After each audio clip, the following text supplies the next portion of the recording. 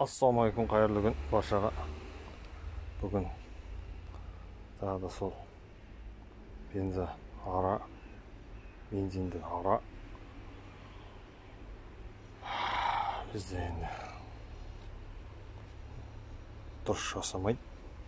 Кеше енді свитчасын ашып едік, енді тазалап қойғанбыз, ламбасы немен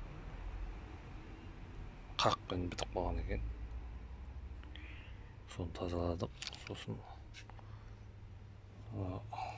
фильтрдің сынып кеткен екен, іші. Оны клеймен жабыстырып қойдық. Енді жаққа шыдай ма білмеймін.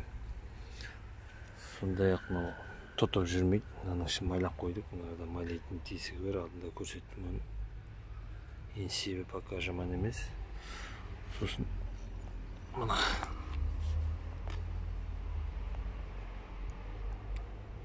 нелерін шестернесінің тістер жеңіп қойған екен.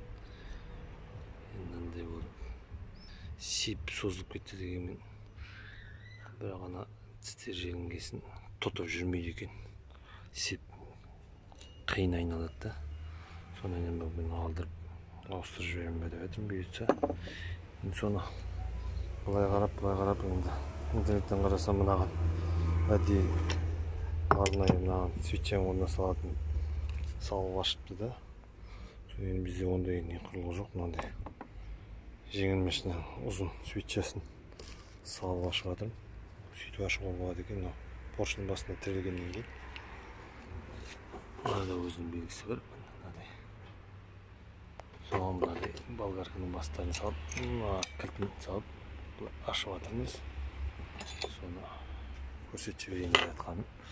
Бізде алдыда мына сваркілеп еді, оны болмады. Мынаған қосымша темірді шуруппен тартып салып жібердік. Бұл енді пока жарап тұр. Осындай жағдайлар бар.